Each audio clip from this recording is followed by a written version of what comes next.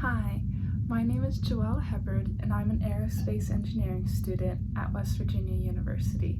Today I'll be explaining how planes fly with a short presentation I've prepared that begins simple and then gets a little bit more in depth as we go along. Like I said, today we are talking about why planes fly. There are 4 forces that act on a plane: lift, that pushes the plane up; gravity or weight, that pulls the plane down; thrust, that pushes the plane forward; and drag, that pulls the plane back. But how does an airplane produce lift? The wings of the airplane are shaped so that the air has to move faster over the top of the wing than the bottom of the wing. This makes an area of low pressure on the top of the wing and an area of high pressure on the bottom of the wing.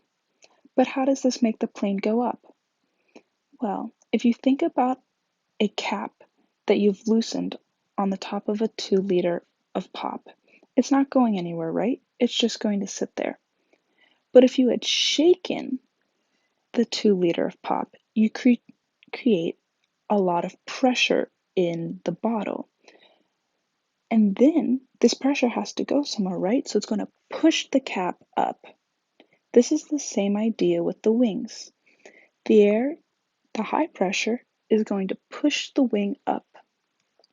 Since the wing is connected to the plane goes up. And if the lift is more than the weight, the plane gets to keep going up. But how do we get air to move over the wings? We need thrust. Thrust comes from the engines of the plane. There's a couple different types of engines. Here on the left, we see a jet engine. So the air comes in and then goes out the other side really fast, and this pushes the plane forward. And then we also have prop engines, which are these blades that we see in the middle and on the right.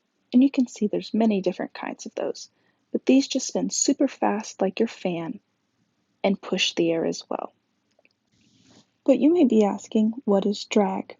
Drag is the force that pulls the airplane backwards. An example of drag is if you try to run with a parachute behind you, it'd be super hard, right? Because the parachute would create drag or air resistance. This is why planes are really sleek and thin and not like a car, right? A car is boxier than an airplane because the airplane needs to go much faster than the car. Because when the airplane's moving faster, the air is going over the wings, which produces lift, so then the plane can fly. Now that we know how planes fly, how do we control an airplane? How does the pilot make it do what it wants it to?